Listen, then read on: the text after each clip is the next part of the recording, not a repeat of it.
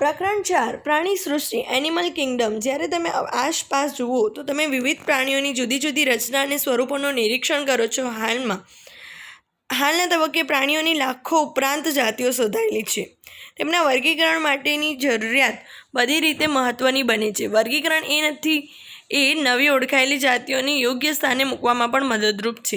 વર્ગીકરણના આધારો basis of classifications.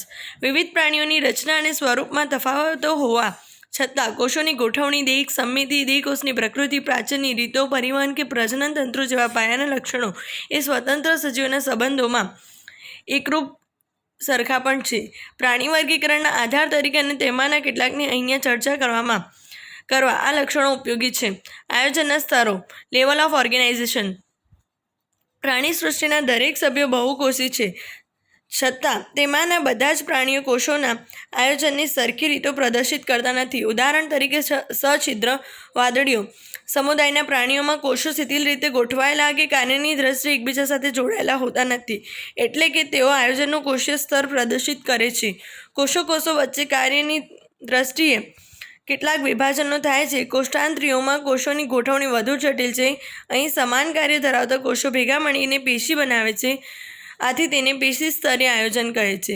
આયોજનના ઉચ્ચ સ્તરોમાં દાખલા તરીકે પૃથુકૃમિ અને બીજા ઉચ્ચ સમુદાયના સભ્યો અંગ સ્તરીય આયોજન ધરાવે છે કે જ્યાં પેશીઓ ચોક્કસ કાર્ય માટે ભેગી મળી અંગોની રચના કરે છે. નુપુરક, સંધિપાદ, મૃદુકાય, સ્થૂળત્વચી અને મેરુદંડી જેવા પ્રાણીઓમાં અંગો એ કાર્યકીય તંત્રોના સ્વરૂપમાં એકત્રિત થયેલા છે તથા દરેક તંત્ર ચોક્કસ ધાર્મિક કાર્ય સાથે સંકળાયેલ છે. આ પ્રકારની રીતને અંગતંત્ર સ્તરીય આયોજન કહે છે. પ્રાણીઓના જુદા જુદા સમૂહોના અંગતંત્રો વિવિધ રીતોની જટિલતા પ્રદર્શિત કરે છે. ઉદાહરણ તરીકે પૃથુકૃમિના પાચન તંત્રમાં મુખદ્વાર અને મળદ્વાર બંને માત્ર એક જ સામાન્ય દ્વાર મારફતે દેહની બહાર ખુલે છે, આથી તેને અપૂર્ણ પાચન તંત્ર કહે છે.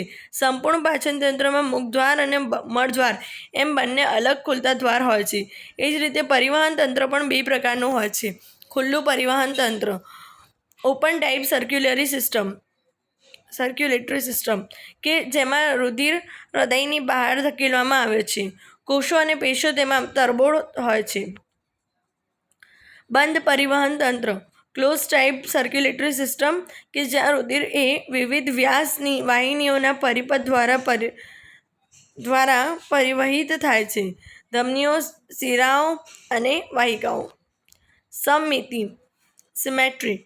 પ્રાણીઓને તેમની સમમિતિને આધારે વર્ગીકૃત કરી શકાય છે. વાદળીઓ મુખ્યત્વે અસમમિતીય હોય છે, એટલે કે જો મધ્ય અક્ષમાંથી પસાર થતી ધરી પ્રાણી શરીરને સરખા ભાગોમાં વિભાજિત ન કરે તો તેને અસમમિતિ કહે છે. જ્યારે પ્રાણી શરીરના મધ્ય અક્ષમાંથી પસાર થતી કોઈ પણ એક ધરી સજીવને બે સરખા ભાગોમાં વિભાજિત કરી તો તેને અર્ય સમમિતિ કહે છે.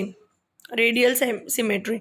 કોષ્ઠાંતરી, કંકતધરો અને સ્થૂળત્વચીઓ વગેરે સમમિતિનો આ પ્રકાર ધરાવે છે.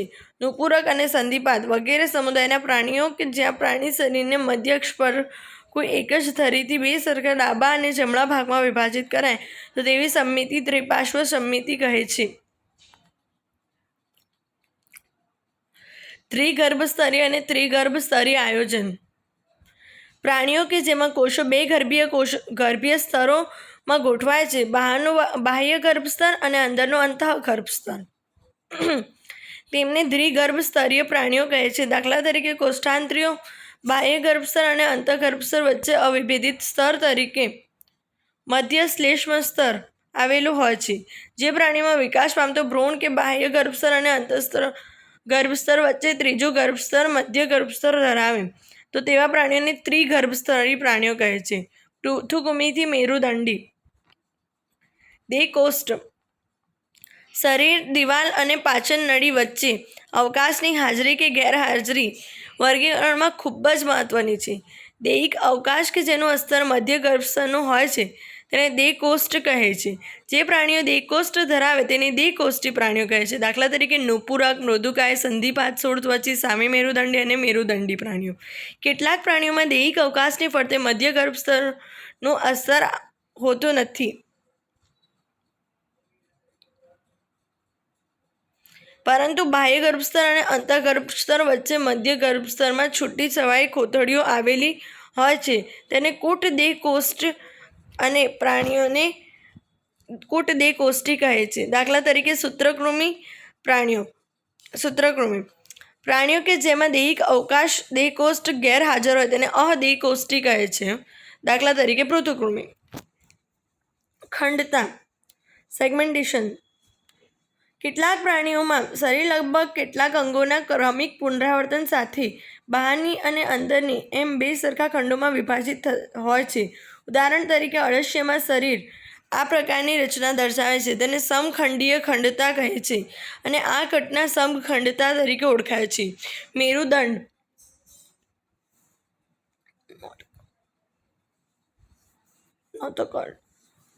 કેટલાક પ્રાણીઓમાં મેરુદંડ એ ભ્રૂણ વિકાસ દરમિયાન પૃષ્ઠ બાજુએ મધ્ય ગર્ભસ્તરમાંથી ઉદ્ભવતી દંડ જેવી રચના છે.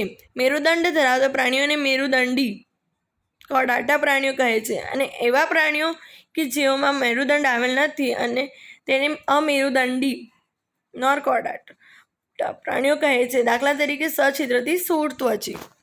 પ્રાણીઓનું વર્ગીકરણ. Classifications of animal.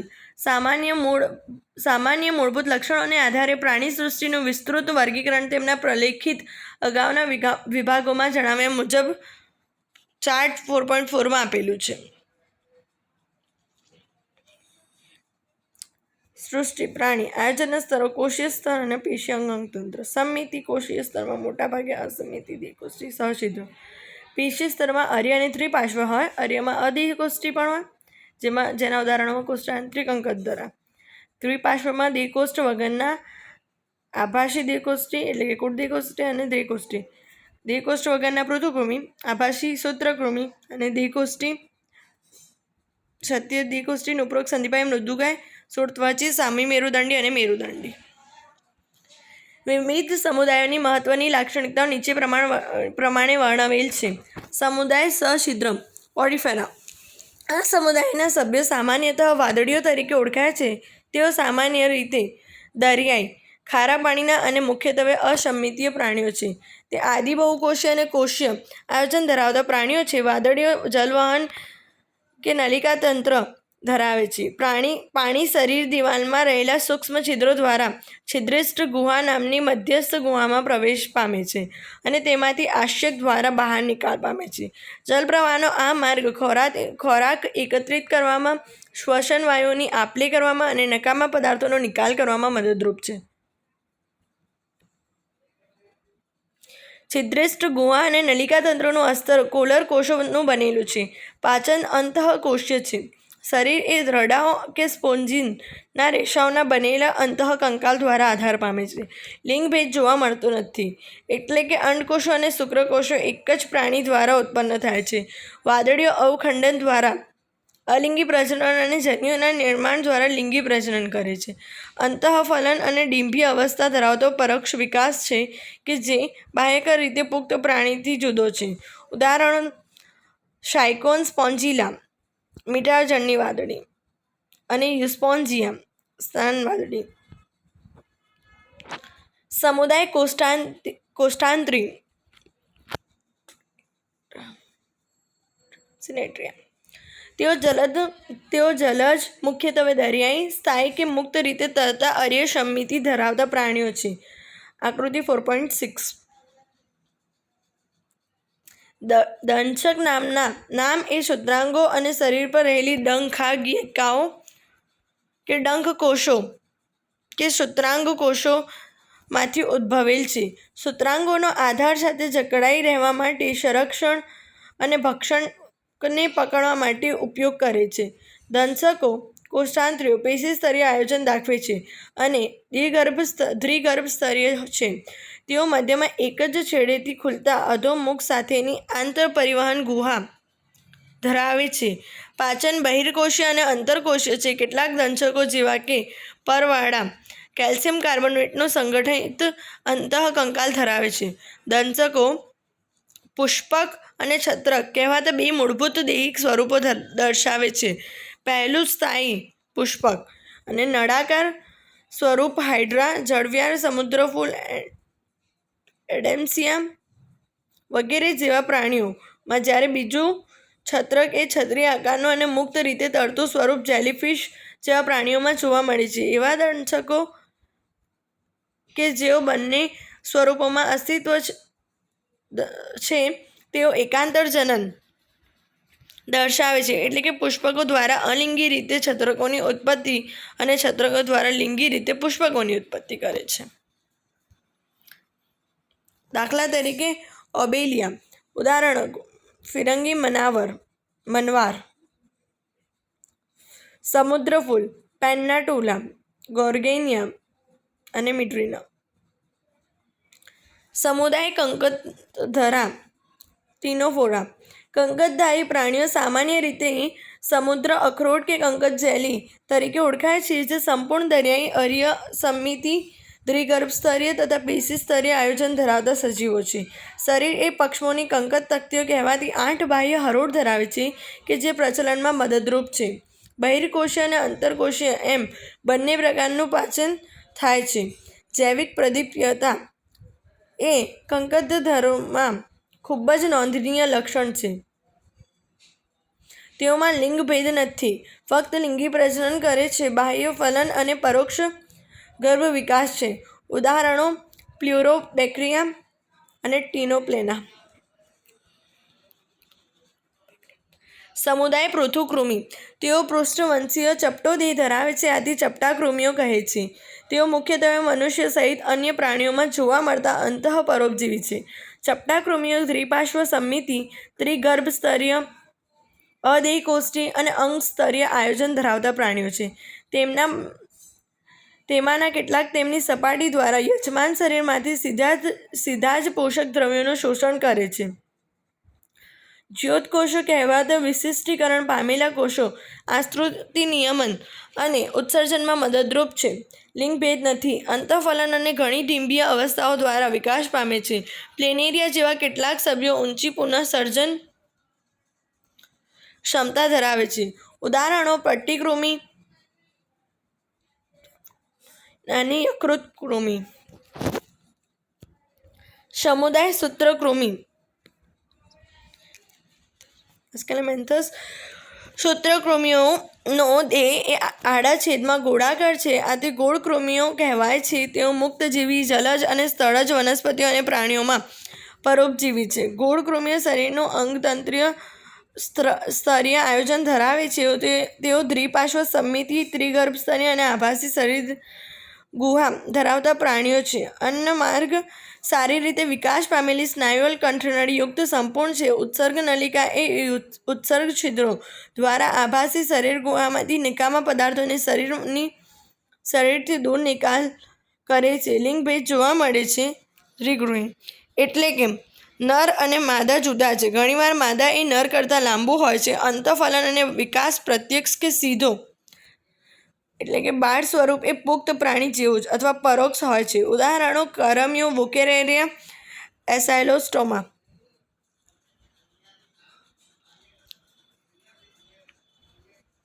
સમુદાય નુપુરક એન્નેલિડા.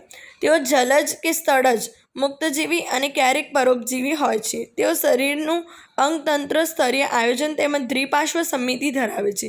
તેઓ ત્રિગર્ભસ્તરીય, સમખંડીય ખંડતા ધરાવતા અને દેહકોષ્ઠી પ્રાણીઓ છે.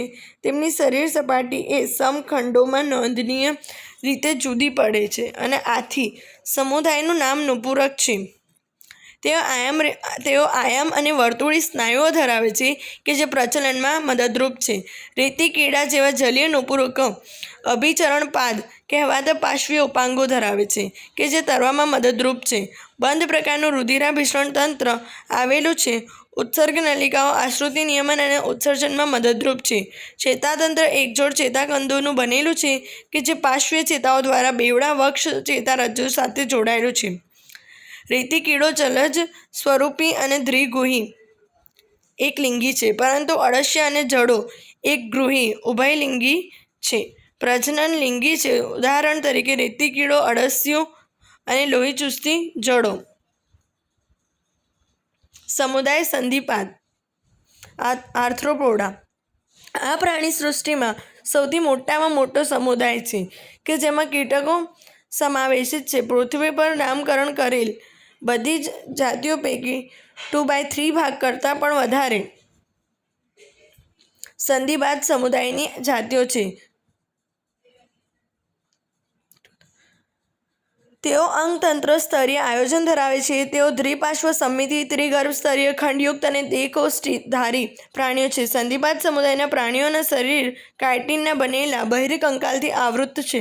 શરીર એ શીર્ષ ઉરસ અને ઉદર ધરાવે છે. તેઓ સાંધાવાળા ઉપાંગો ધરાવે છે. શ્વસનાંગ તરીકે ઝાલરો, ઝાલરપોથી, ફેફસાપોથી કે શ્વાસ નલિકા તંત્ર છે અને ખુલ્લા પ્રકારનું રુધિરાભિસરણ તંત્ર છે.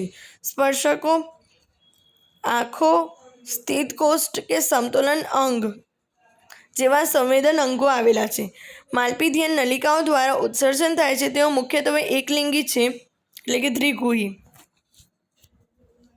ફલન સામાન્યતઃ અંતઃફલન છે. તેઓ મહદ અંશે અંડપ્રસવી છે. વિકાસ સીધો અથવા પરોક્ષ છે. ઉદાહરણો: આર્થિક રીતે ઉપયોગી કીટકો: મધમાખી, રેશમના કીડા, લાખ આપતા કીટક, વાહકો એનોફિલિસ, ક્યુલેક્સ અને એડિસ વગેરે. મચ્છરો: ટોળામાં રહેતા પાક માટે હાનિકારક કીટકો, તીડ. જીવંત અશ્મિક, કિંગ ક્રેબ. સમુદાય મૃદુકાય મોલસ્કા: આ બીજા નંબરનો મોટો પ્રાણી સમુદાય છે. મૃદુકાય પ્રાણીઓ સ્થળજ કે જલજ અંગતંત્ર સ્તરીય આયોજન ધરાવે છે. તેઓ દ્વિપાર્શ્વીય સમમિતિ, ત્રિગર્ભ સ્તરીય અને દેહકોષ્ઠધારી પ્રાણીઓ છે. શરીર કેલ્શિયમ કાર્બોનેટ કલ્કેરિયસ ના કવચથી આવૃત અને ખંડવિહીન સ્પષ્ટ શીર્ષ, નારિયેળ પગ અને અંતરંગ કકુદ કે ખુંદનું બનેલ છે.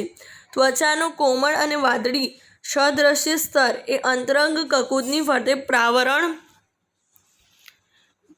આવરણ બનાવે છે. કંકુદ, ખુંદ અને પ્રાવરણ વચ્ચેના અવકાશને પ્રાવર ગુહા કહે છે, જેમાં શ્વસન અને ઉત્સર્જન જેવા કાર્યો ધરાવતી પીંછા જેવી ઝાલરો આવેલી છે. અગ્રભાગે શીર્ષ પ્રદેશ સંવેદી સૂત્રાંગો ધરાવે છે. મુખ કરવત જેવું અંગ ધરાવે છે, જેને રેત્રિકા કહે છે. તેઓ સામાન્યતઃ દ્વિગુહી અને પરોક્ષ વિકાસ ધરાવતા અંડપ્રસવી પ્રાણીઓ છે. ઉદાહરણો: પાયલા, મોતીછીપ, સેપિયા, લોલિગો, ઓક્ટોપસ, એપ્લાસિયા, દંતકવચ, અષ્ટકવચ.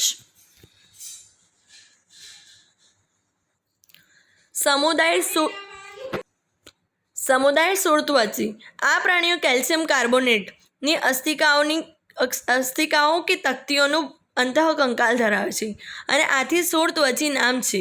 સૂળો ધરાવતું શરીર: બધા જ પ્રાણીઓ દરિયાઈ, ખારા પાણીના અને અંગતંત્ર સ્તરીય આયોજન યુક્ત છે.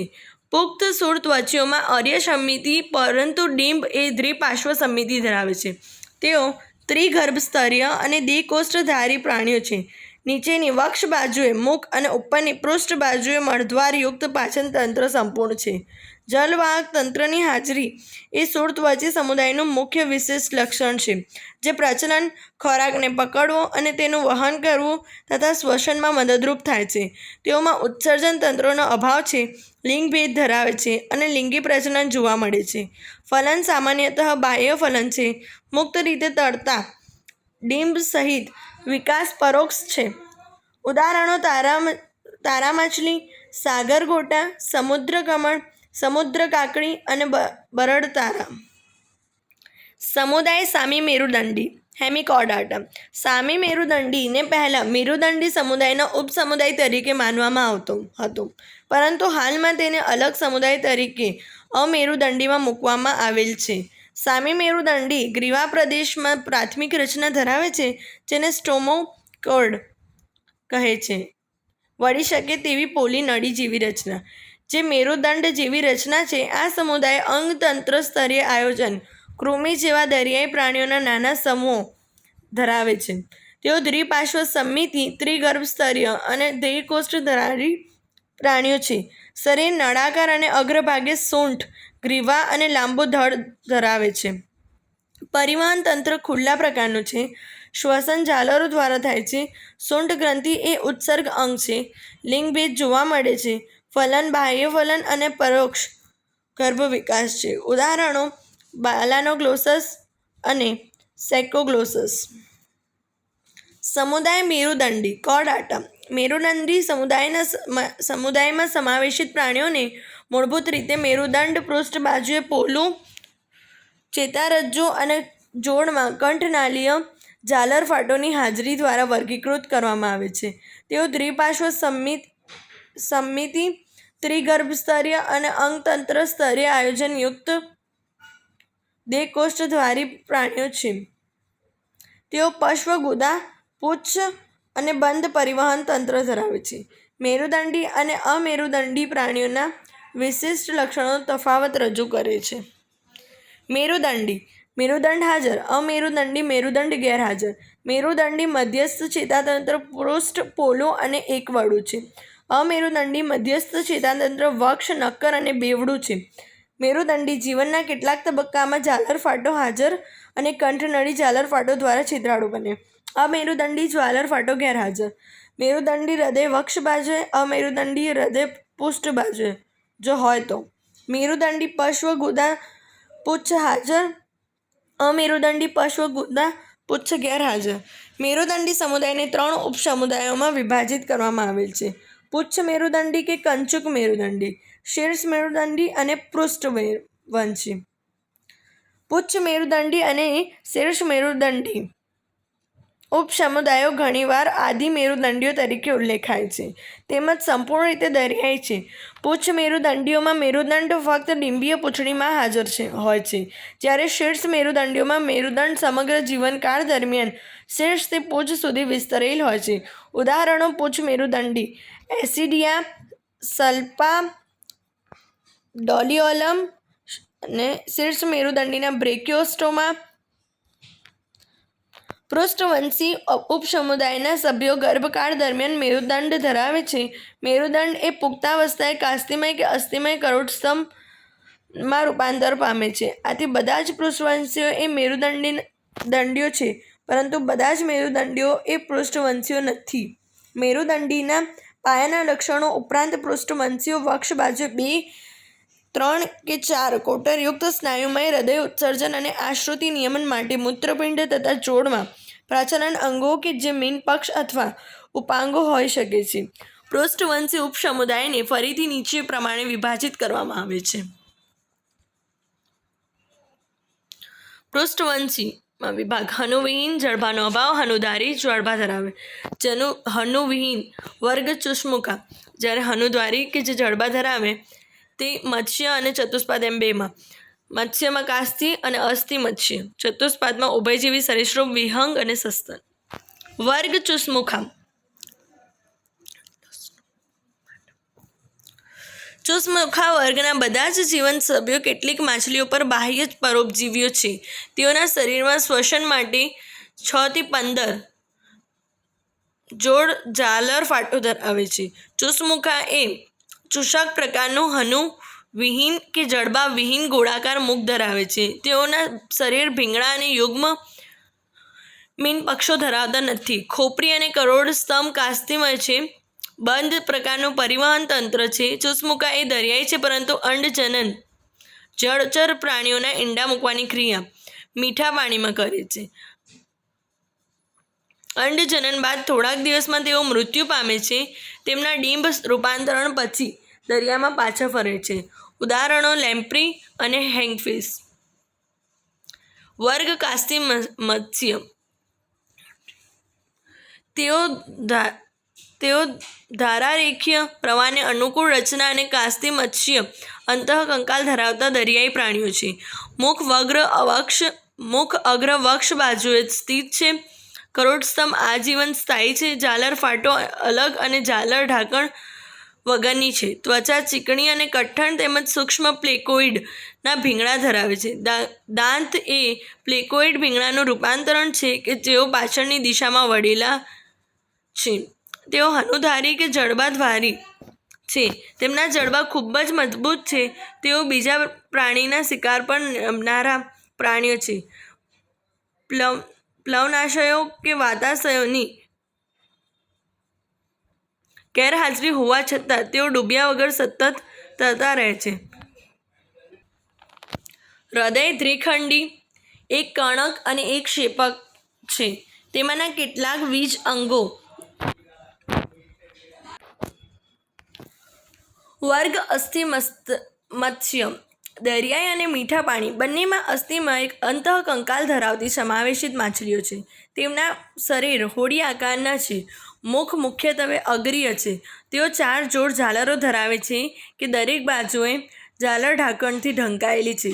ત્વચા સાયક્લોઇડ કે ટીનોઇડ ભીંગડા વડે આવૃત છે. વાતાશયો પ્લવનાશયો હાજર છે કે જે તારકતા બક્ષે છે. હૃદય દ્વિખંડી, એક કણક અને એક ક્ષેપક છે અને તેઓ શીત રુધિરવાળા અસમતાપી પ્રાણીઓ છે. લિંગભેદ જોવા મળે છે. તેઓ સામાન્યતઃ બાહ્ય ફલન દાખવે છે. તેઓમાં મુખ્યત્વે અંડપ્રાશનીય જીવન વિકાસ પ્રત્યક્ષ છે. સીધો ઉદાહરણો: દરિયાઈ ઉડતી માછલી, સમુદ્ર ઘોડો, મીઠા પાણીના રોહુ, કટલા, મૃગલ, માછલીઘરમાં લડાકુ માછલી, એન્જલ માછલી. વર્ગ ઉભયજીવી. એમ્ફીબિયા, એમ્ફી ડલ, ઉભય. બાયોસ લાઇફ જીવન. એ નામ સૂચવે છે ઉભયજીવીઓ જલજ કે સારી રીતે સળજ નૈસર્ગિક નિવાસસ્થાનોમાં જીવન ગુજારી શકે. તેમાંના ઘણા 2 જોડ ઉપાંગો ધરાવે છે. શરીર શીર્ષ અને ધડમાં વિભાજિત છે. કેટલાકમાં પૂંછડી હોય છે. ઉભયજીવીઓની ત્વચા મુખ્યત્વે ભીની અને ચીકણી હોય છે. ભીંગડા વગરની આંખો પોપચા ધરાવે છે. કાનમાં કર્ણપટલ હોય છે. પાચન માર્ગ, મૂત્રમાર્ગ અને પ્રજનન માર્ગ એક જ કોટરમાં ખુલે છે. તેને અવસારણી કહે છે કે જે બહારની તરફ ખુલે છે. ઝાલરો ફેફસા અને ત્વચા દ્વારા શ્વસન કરે છે. હૃદય ત્રિખંડી, 2 કણક અને એક ક્ષેપક છે. તેઓ શીત રુધિરવાળા પ્રાણીઓ છે. લિંગભેદ જોવા મળે છે. તેઓ બાહ્ય ફલન દાખવે છે. તેઓ અંડપ્રાશય અને વિકાસ પરોક્ષ છે. ઉદાહરણ: ટોળ, દેડકો, વૃક્ષ નિવાસી દેડકો, સાલામાન્ડર, ઇખ્થિયોફિસ. ઉપાંગો વિહીન ઉભયજીવી. વર્ગ સરીસૃપ.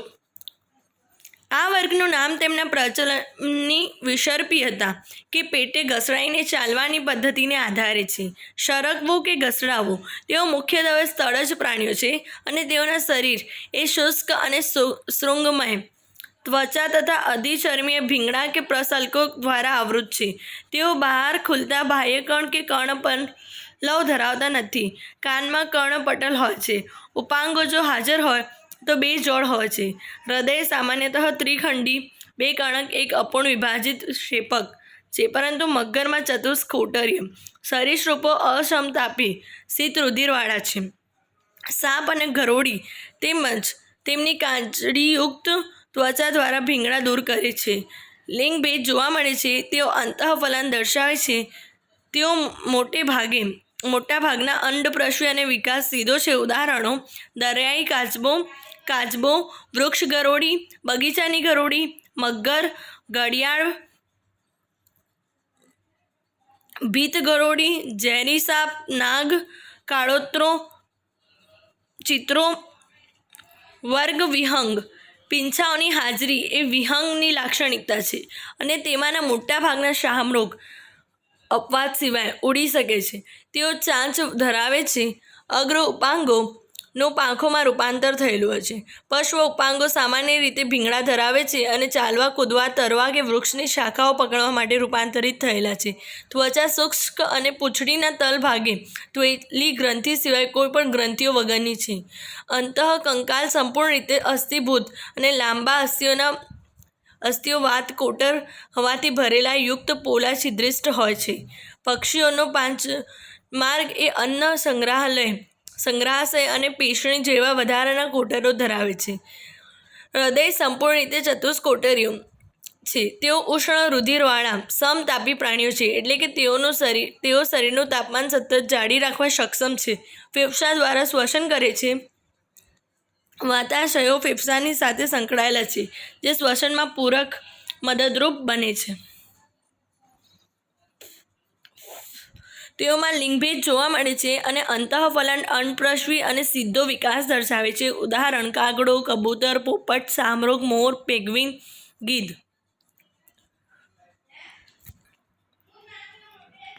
વર્ગ સસ્તન મમલિયા. તેઓ વિવિધ નિવાસસ્થાનોમાં જોવા મળે છે, જેવા કે ધ્રુવ પ્રદેશ પર, રણમાં, પર્વતો પર, જંગલમાં, તૃણભૂમિમાં અને અંધારી ગુફાઓમાં. તેમાંના કેટલાક ઉડવા કે પાણીમાં જીવન ગુજારવા અનુકૂલિત થયેલા છે. દૂધનો સ્રાવ કરતી ગ્રંથિઓ. સ્તન ગ્રંથિઓની હાજરી એ સસ્તનની મુખ્ય અનન્ય લાક્ષણિકતા છે કે જેના દ્વારા શિશુને પોષણ મળે છે. તેઓ ચાલવા, દોડવા, આરોહણ કરવા, દરમાં ઘૂસવા, તરવા કે ઉડવા માટે અનુકૂલિત થયેલા 2 જોડ ઉપાંગો ધરાવે છે. સસ્તન પ્રાણીઓની ત્વચા વાળ ધરાવવામાં અનોખી છે. બાહ્ય કણ કે કર્ણપલ્લવની હાજરી છે. જડબામાં વિવિધ પ્રકારના દાંત હાજર છે. હૃદય ચતુષ્ખંડીય છે. તેઓ સમતાપી પ્રાણીઓ છે. ફેફસા દ્વારા શ્વસન કરે છે. લિંગભેદ જોવા મળે છે અને અંતઃફલન દર્શાવે છે. તેઓ થોડાક અપવાદો સાથે અપત્યપ્રસવી અને વિકાસ સીધો છે. ઉદાહરણો: અંડપ્રસવી બતક, ચાંચ.